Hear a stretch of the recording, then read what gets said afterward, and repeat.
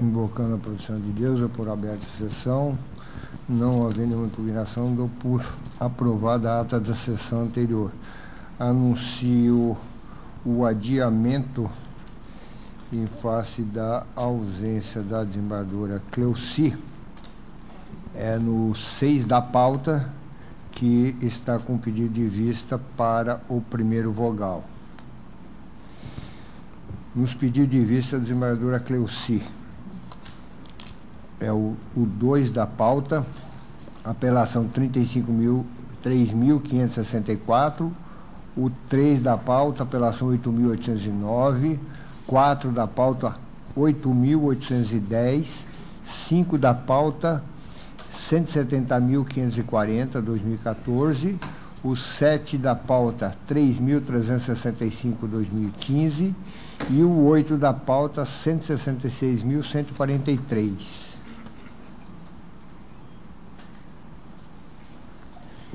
E nesse que eu vou anunciar é onde a desembargadora Cleuci figura como relatora ou revisora. 1 da pauta, pelo número da pauta, 1, 9, 10, 11, 12, 13, 14, 15, 16, 17, 18, 19, 20, 21, 22, 24, 25, 26, 27, 28, 29, 30,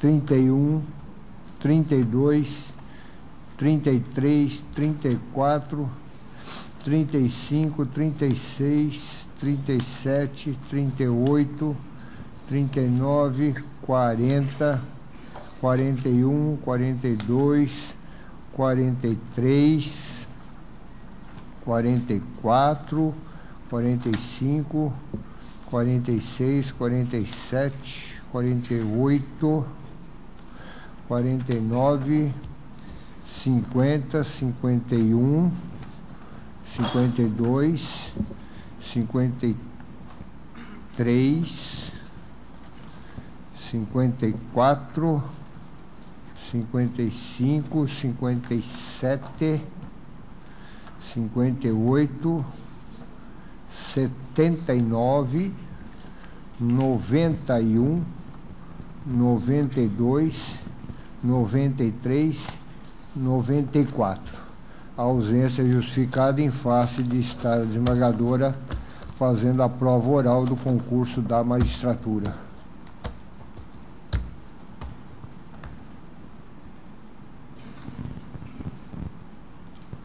Há um pedido de preferência da relatoria do desembargador Dirceu, mas nós estamos no aguardo da vinda do desembargador Márcio, então eu vou prosseguir com outros julgamentos, também de preferência. É o 70 da pauta da minha relatoria.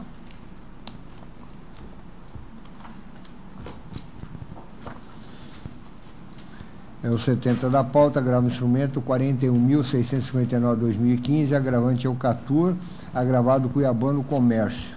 Sou relator, primeiro vogal de desembargador Dirceu, segundo vogal de desembargador Zuquim. Relatório. A meritíssima juíza de direito da terceira vara civil da comarca de Cuiabá, nos autos do cumprimento de sentença requerido por Cuiabano Comércio de Petróleo Limitada, proferiu decisão indeferindo o pedido de redução da penhora incidente sobre os recebíveis de cartão de crédito e débito, bem como das contas bancárias da agravante, mantendo a decisão anterior. E resignada, Eucatur, Empresa União Cascavel de Transportes e Turismo Limitada, interpõe o presente recurso, argumentando que a penhora deve ser reduzida para 10%, mormente porque afeta a manutenção da empresa. A liminar foi deferida em parte, suspendendo os efeitos da decisão atacada no que atinge ao levantamento dos valores depositados. As informações foram prestadas, a agravada apresentou contra-minuta, pugnando pelo desprovimento do recurso. É o relatório. Passo ao voto. Síndice dos autos que, atendendo ao pedido formulado pela agravada, no bojo da ação de cumprimento de sentença, o meretíssimo juiz de direito da terceira vara civil da comarca de Cuiabá proferiu decisão determinando que as operadoras de cartões Visa, Mastercard e American Express depositem na conta judicial única todos os créditos pagáveis à empresa executada, tendo em vista que restaram frustradas as tentativas anteriores de penhoras de bens imóveis. Em complemento, autorizou a realização da penhora online em suas contas bancárias. Contra essa decisão, a executada Eucatur interpôs o agravo de instrumento número 7.259/2015, que resultou pelo não conhecimento por esta Corte. Ato contínuo, a agravante requereu, perante o juízo de origem, o desbloqueio da penhora online e a redução da penhora realizada nos recebíveis de cartão de crédito e débito para 10%, tendo a magistrada de origem rejeitado a pretensão da executada.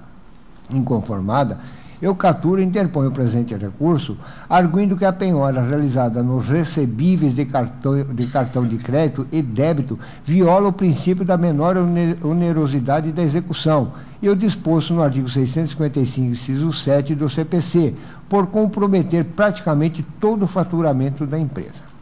Destaca ainda que a manutenção da penhora, da forma como posta, inviabiliza o prosseguimento da sua atividade econômica, impedindo arcar com o pagamento do salário de seus funcionários, bem como honrar o acordo entabulado pela agravante com a Procuradoria da Fazenda Nacional, pelo qual 7% do seu faturamento bruto está previamente reservado ao pagamento de tributos federais.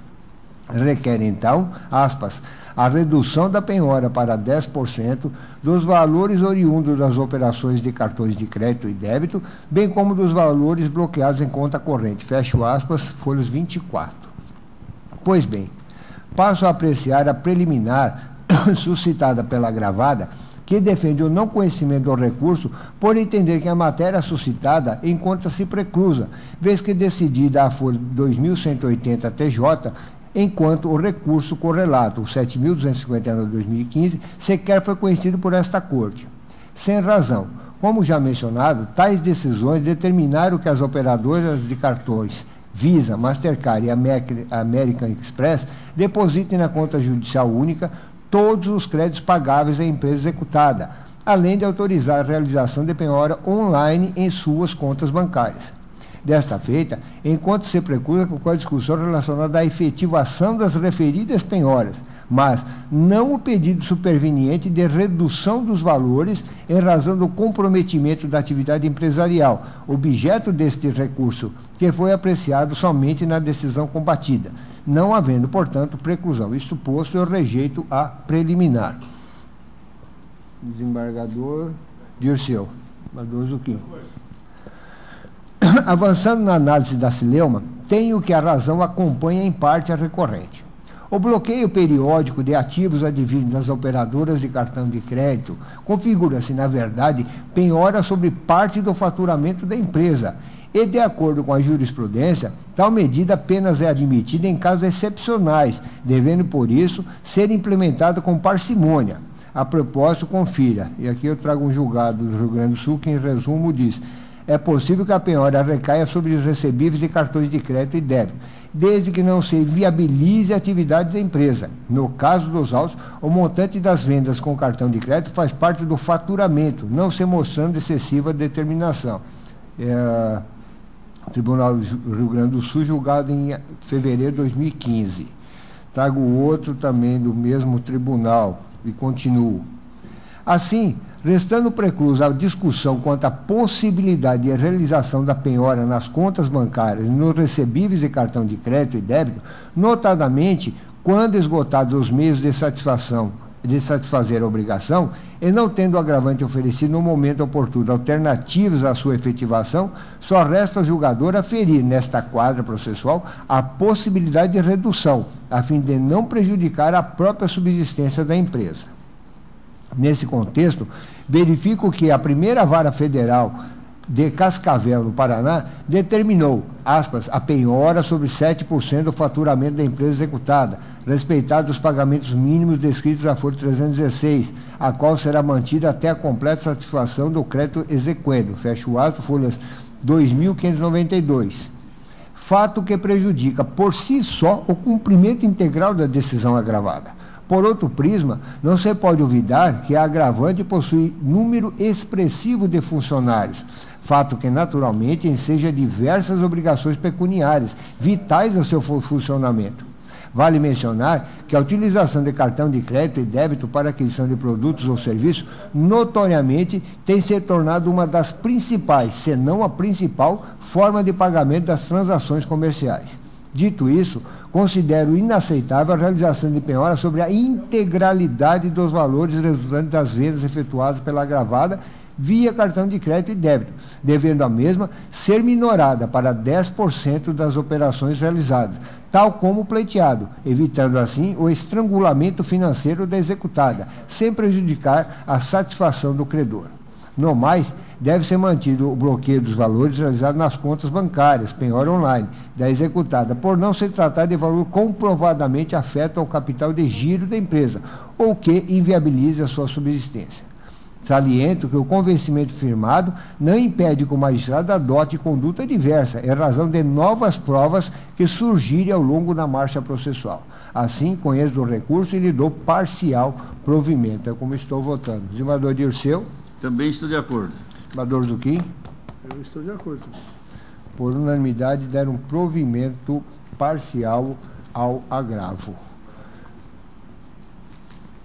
Estando presente, desembargador Luiz Carlos e Márcio Vidal, e a pedido de preferência, até preferir também para ambos, e estando com os impedimentos do desembargador Zucchini e eu transfiro a presença do desembargador Dirceu para esse julgamento.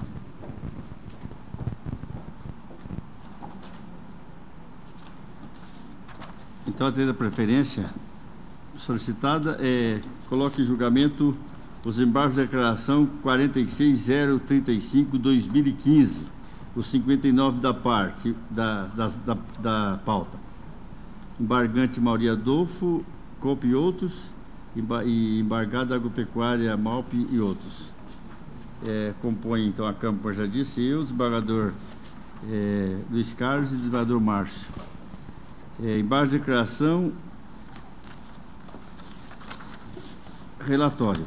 Trata-se de embargo de declaração de folhas 509 e 541 TJMT, oposto contra acórdão que concedeu o provimento à impugnação judiciária número 131.768/2014, no qual a parte embargante sustenta a ocorrência de omissão, contradição, obscuridade e adoção de premissa equivocada.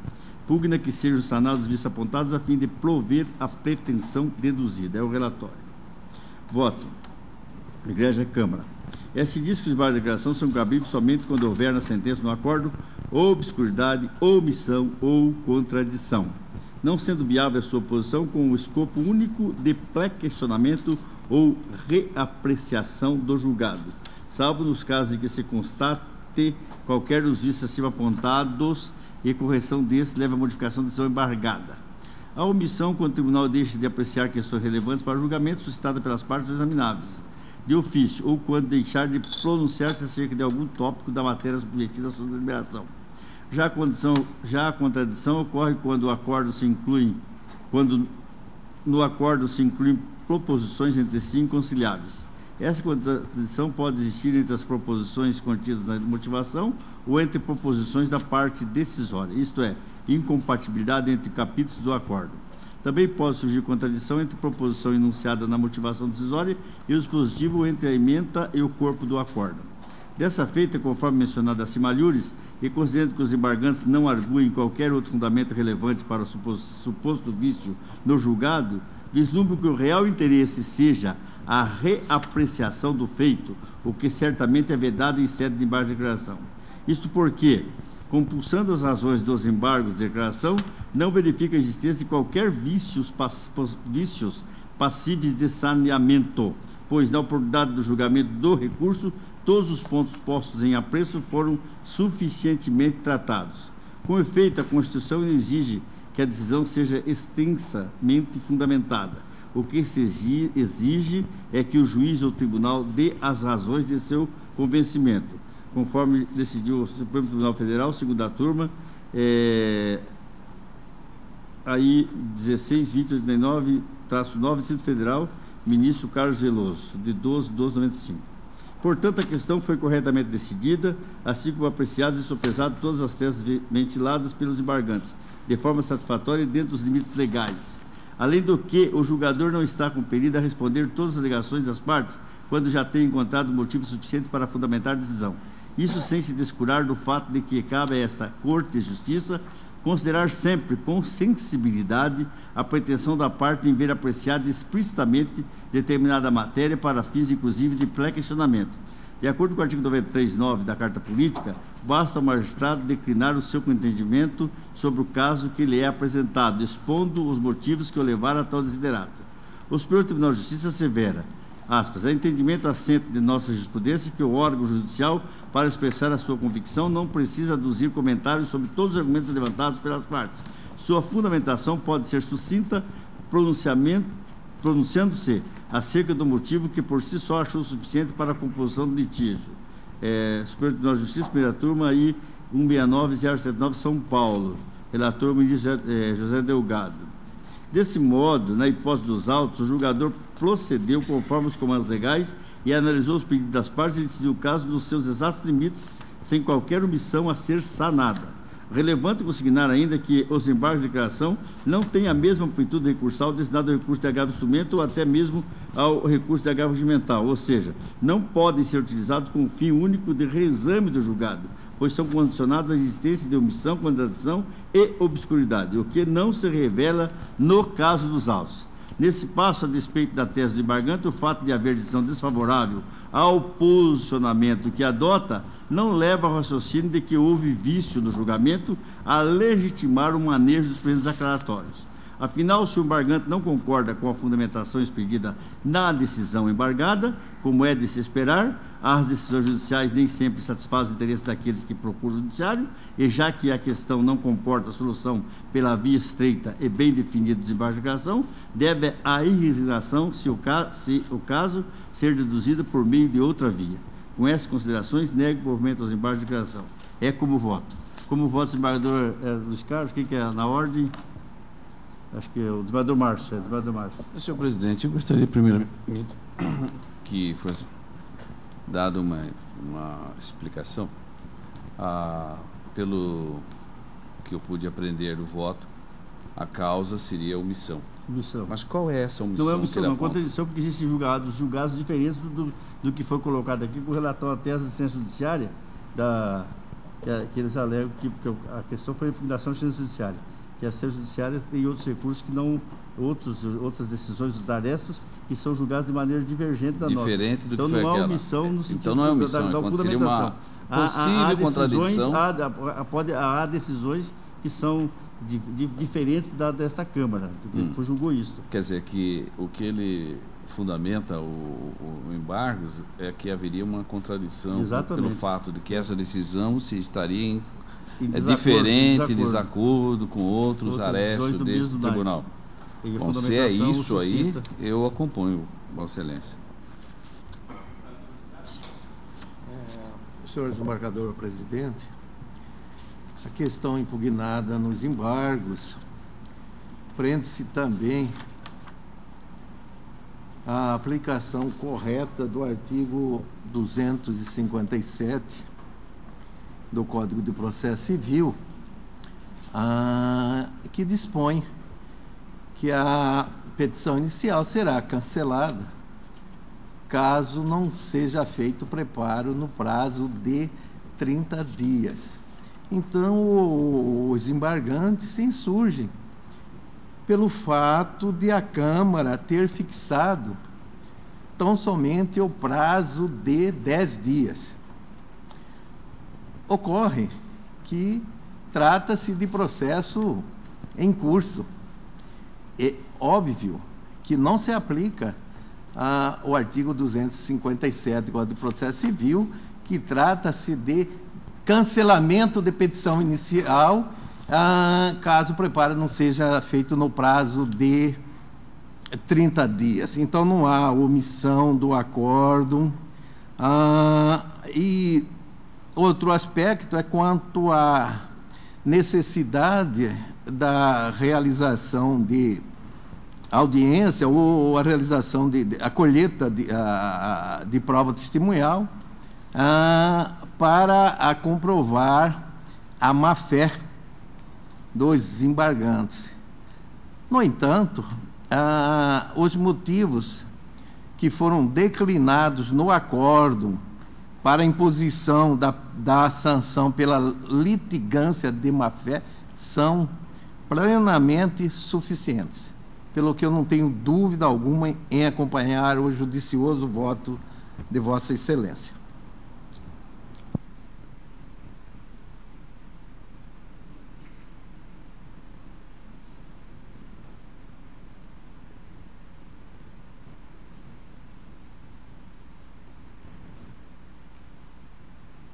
Agradecendo, então, a participação dos eminentes pares, anuncio o julgamento por unanimidade de desprover os aclaratórios. Muito obrigado pelos acréscimos.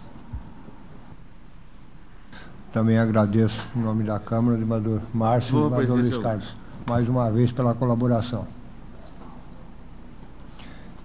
Prosseguindo o pedido de preferência, o 72 da pauta. Agravamento 46.484/2015. É esse? Não está presente?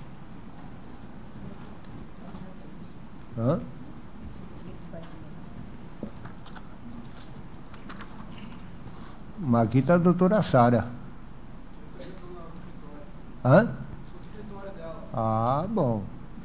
Então, da próxima vez, o senhor coloca o nome aqui, mas não que é a doutora Sara, porque aqui está escrito doutora Sara e com procuração dos autos. Ela não está presente, certo?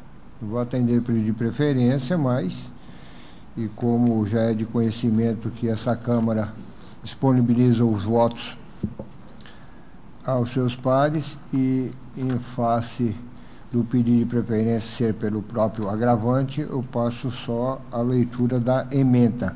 Inventário, homologação por sentença, encargo do inventariante, descumprimento no prazo, fixação de multa diária, lapso temporal ultrapassado, cumprimento posterior, ausência de culpa ou desídia, redução pelo juiz de origem, exclusão, agravo provido.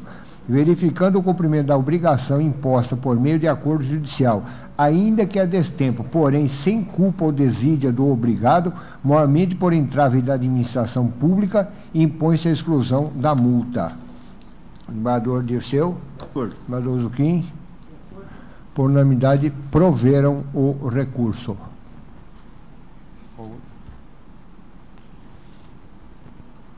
Desembargador, não é meu, 73 da pauta.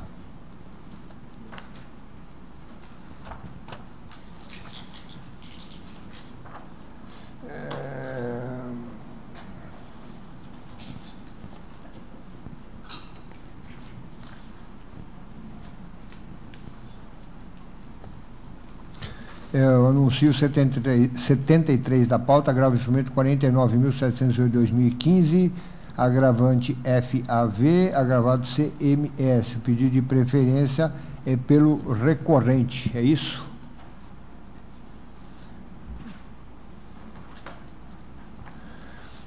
Vou fazer só um resumo. Trata-se de agravo instrumento interposto por Francisco Antônio Vuolo e outros contra a respeitável decisão interlocutória proferida pela meritíssima juiz de direito da primeira vara especializada de família e sucessões da comarca de Cuiabá, que nos autos da ação de investigação de paternidade que lhes move a agravada, determinou a realização de exame de DNA, designando dia e hora para comparecimento das partes, ficando a cargo dos réus o pagamento dos honorários da perícia, sob pena de presunção de paternidade do falecido.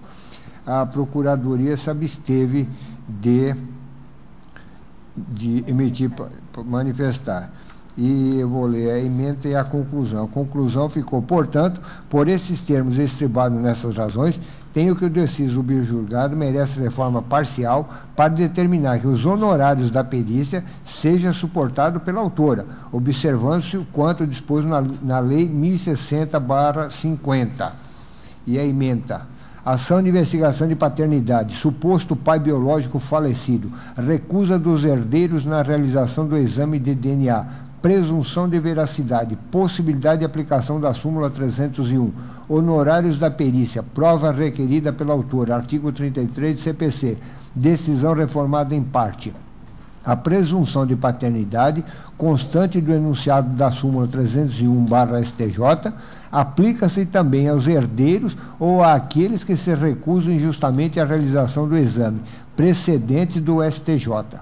O artigo 33 do CPC preceitua que os honorários periciais serão pagos pela parte que houver requerido o exame técnico ou pelo autor, quando requerido por ambas as partes, ou determinado de ofício pelo juiz. No caso, é fato incontroverso que o requerimento da perícia foi pleiteado exclusivamente pela autora, de modo que deve suportar o ônus salarial na sua integralidade, observando-se o quanto disposto na Lei 1060/50.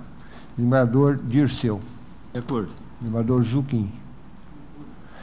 Recurso provido parcialmente. Desembargador Dirceu, é o pedido de preferência 74 da pauta.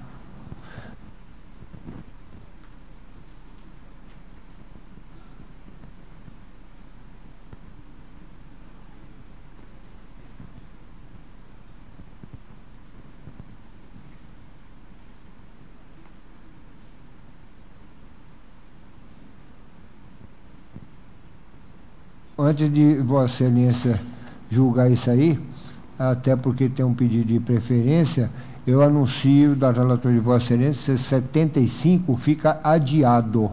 O agravo somente 55.154/2015.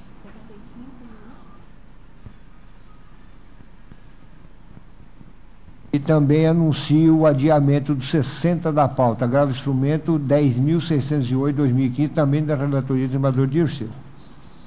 Então, anuncio o pedido de preferência agora, o 74, o agravo de instrumento 50.134/2015, agravante MBSF e agravado EC.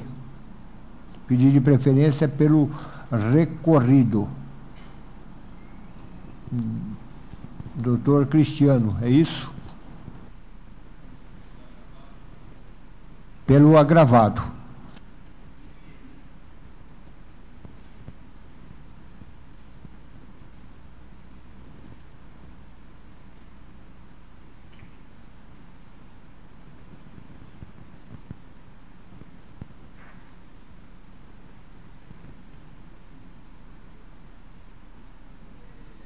Vou ler só a ementa. A ementa ficou recurso conhecido e desprovido. Como já passei o cópia dos votos, ficou assim. Recurso de grave instrumento preliminar no conhecimento dos requisitos de admissibilidade e recursal rejeitada. Juntado de cópia do processo conhecimento de ambas as partes. Mérito. Cerceamento de defesa, homologação de laudo de avaliação de imóvel juntado pela outra parte. Discordância do valor. Prazo concedido para juntar os autos de avaliação própria. Juntado intempestivo. Alegação de dificuldades impostas pelo agravado para adentrar no local. Não comprovação. Recurso conhecido e desprovido.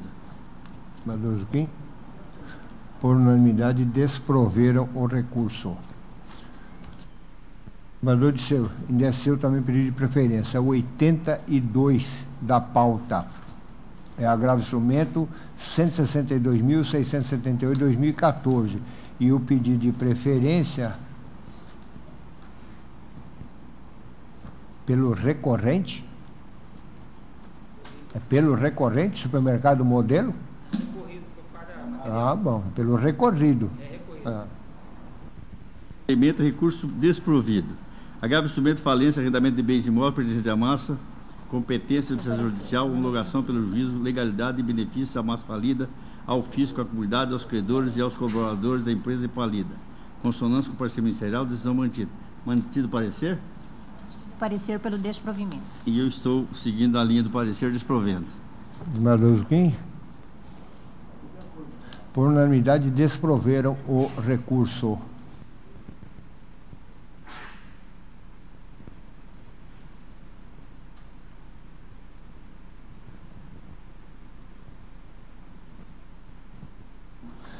Anuncio o pedido de preferência ao 56 da pauta pela ação 170.088/2014. Pedido de preferência pelo recorrente, que eu também passo a leitura da ementa. Interdito proibitório improcedente.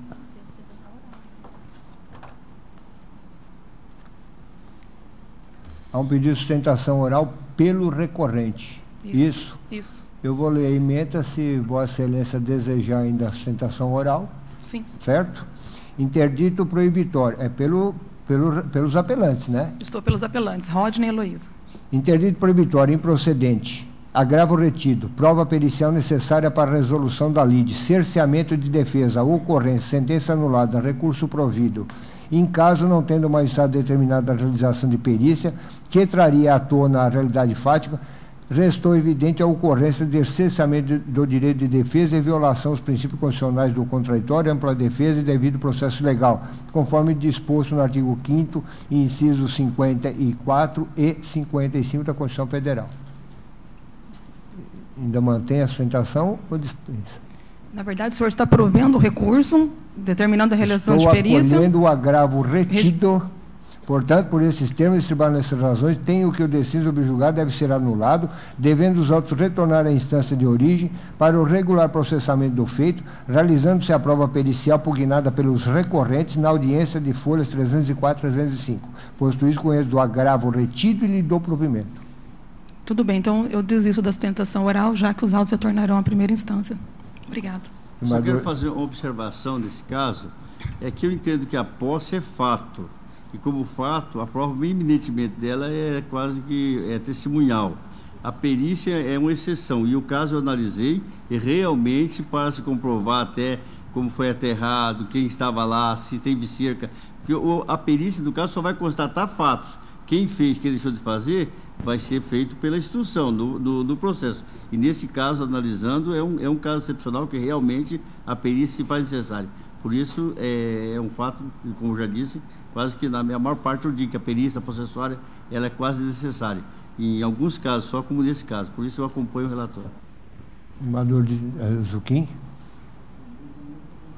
Por unanimidade, acolher o agravo retido e lhe deram provimento.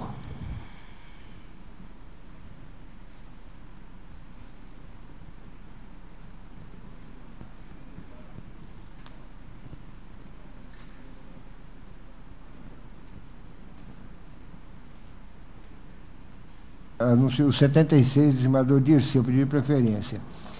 O 76 da pauta, agravo instrumento 67.516/2015. O pedido de preferência é pelo recorrente Cleiton. É isso? Sim, doutor Ronilton. Mas o agravante é o Cleiton, é isso? Pelo recorrente. Trata-se deve instrumento reposto por Cleiton Medeiros Gonçalves, com decisão feita pelo juiz de segunda vara especial da família de sessões de Cuiabá, que nos autos da ação de rolamento proposta em face do espólio de Oswaldo Gonçalves, definiu o pedido de habilitação como inventariante e de processamento do pedido de edificação do imóvel. Em breve síntese, defende o agravante a reforma do deciso para que seja definida a sua habilitação como inventariante, como também que o imóvel por ele adquirido por meio de contrato particular de cessão de direitos, de folhas 30/10 do TJMT, lhe seja adjudicado. Com as razões que compõem os documentos de folha 28 e 31. A liminar foi indeferida, sem necessidade de contrarrazões, em breve relato era o que merecia.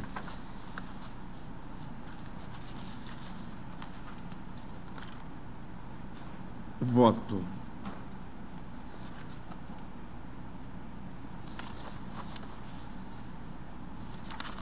Cumpre destacar que ainda não foi feita a partilha incidida na espécie exposto no artigo 1793 do Código Civil, qual prevê. Eu deixo ler porque ser matéria conhecida. A cessão de herança a título oneroso ou gratuito é um negócio jurídico celebrado inter vivos, após a abertura da sucessão, através do qual o herdeiro legítimo testamentário transfere a outrem, que pode ser coerdeiro ou terceiro, todo o que é hereditário ou de parte dele que lhe couber. Ou seja, dito negócio, entretanto, não pode ter por objeto bem da herança individualizado, nos termos do parágrafo 2º do artigo 1793 do Código Civil, acima transcrito, mas apenas as cotas parte da herança, que até o momento em que for ultimada a partilha, permanecem objetivamente indivisíveis. Maria Helene Diniz, ao discorrer sobre o dispositivo legal em comenta, assevera aqui. Também deixo ler porque a matéria é mais de ordem legal. A cláusula 2ª e 3ª do denominado contrato de cessão de herança de direitos hereditários, que na verdade muito mais se aproxima de uma promessa de compra e venda, não deixa dúvida acerca do objeto específico, completamente estranho ao direito de participar da sucessão em decorrência da transferência da quarta parte ideal a que se refere o instrumento celebrado. Confira-se, aspas, o cedente deste ato cede e transfere todos os direitos e obrigações do imóvel mencionado ao cessionário pelo preço de R$60 mil, sendo o pagamento recebido deste ato em moeda corrente. O cessionário obriga-se perante os cedentes a respeitar e cumprir fielmente as cláusulas de contrato originário feito com os herdeiros. Demais disto, não se pode olvidar que a referida cessão de direitos hereditários foi realizada por instrumento particular e não por escritura pública, como exige o artigo 1793, caput fine, do CPC, situação que, para além de sua eficácia, perante terceiros, tem o condão de influir em sua própria validade. Nesse sentido, ademais dispõe o artigo 108 do Código Civil. Inventar são direitos hereditários, imóvel único, anuência de todos os herdeiros, possibilidade. Desse modo, a cessão de direitos hereditários que tem por objeto um determinado bem considerado singularmente imóvel urbano, firmada por instrumento particular e sem autorização pelo juízo sucessório por coherdeiros maiores e capazes, apesar de lícita, não possui validade e eficácia perante o acervo hereditário, constituído por mera promessa de venda, após o término do inventário com validade apenas entre os contratantes, podendo, em caso de inadimplemento, ser convertida em perdas e danos. Assim, tenho por irretocável decisão vergastada que indeferiu a liminar nos autos epigrafados. Ante o exposto, nego o provimento ao recurso, mantendo na íntegra a decisão recorrida. É como voto. Não estou de acordo. Maduzo Kim?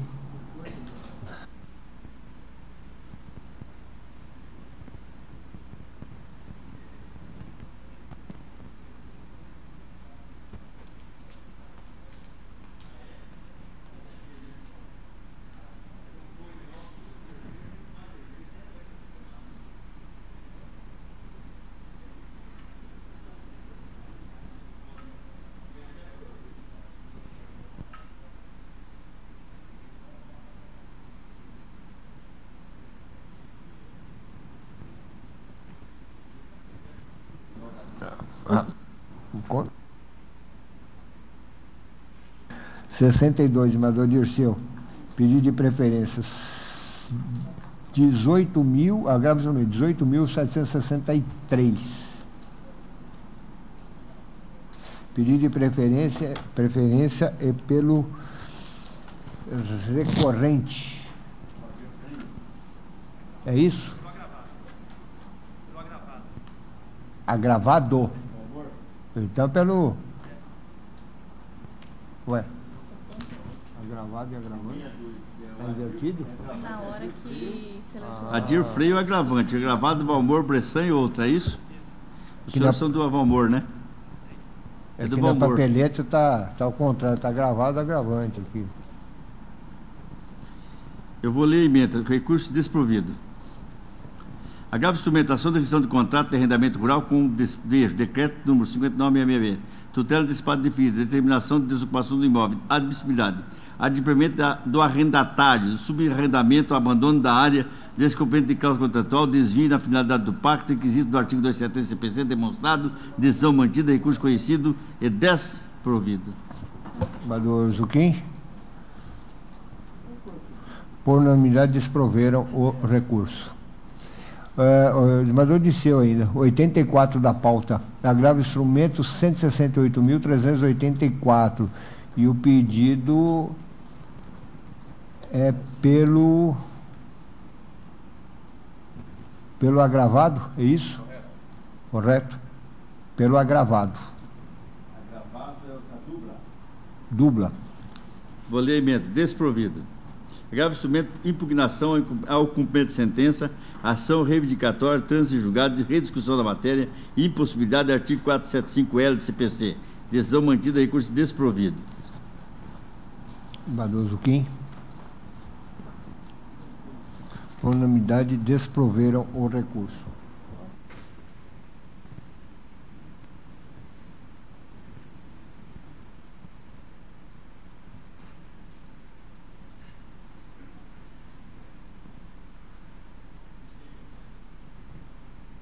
Então, eu passo aos meus. Então, eu já pedi para ver, mas... É o 23 da pauta, agravo instrumento, 56.309, desprovido. 82 da pauta, agravo instrumento, 167.473, 2014. Ué? Ué, está em 82 aqui no meu.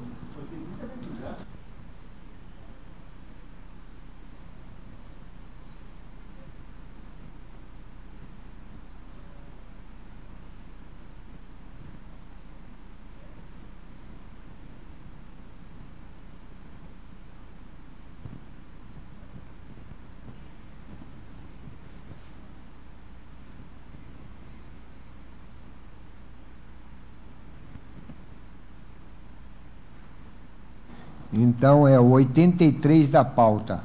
Agravo instrumento 167.473. O parecer é pelo desprovimento do recurso.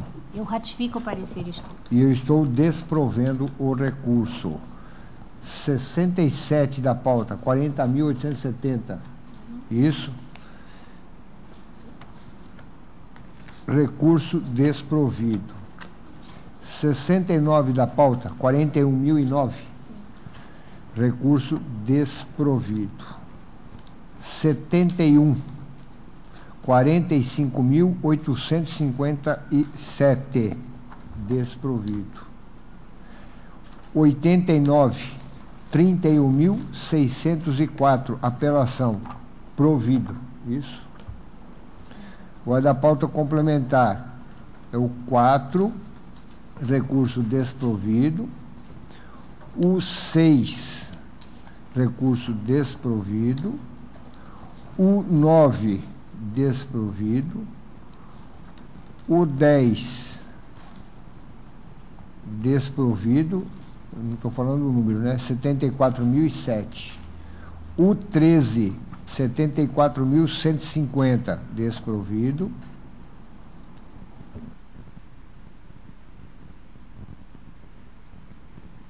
R$ 76.623, é o 7, isso mesmo. É desprovido. Isso. 77.661, desprovido. E o 78.697, desprovido. Valor Dirceu. Vamos lá. 61, desprovido. 63, provido. 64, provido. 65, 10, provido. 66, 10, provido. 68, 10, provido. 77, 10, provido. 78, necessidade de circunstâncias parecer. O parecer ministerial é pela procuradora desprovimento do Dr. Mauro, pelo desprovimento do recurso. Desprovido. 80, parcialmente provido. 81, liminar revogado em parte, administração da posição possessória, efetivamente ocupada. Desprovido. Não tem liminar. Preliminar. 85, desprovido. 86, desprovido. 87, parcialmente provido. 88, 10, provido. 90, parcialmente provido. Pode comentar. 1, desprovido. 2, desprovido. 3, desprovido. 5, desprovido. 8, desprovido. 11, conhecido e provido. Vaga declaratória. 12, desprovido. 14, desprovido. Terminou. Nada mais havendo, agradecendo a presença de todos, por encerrada a sessão.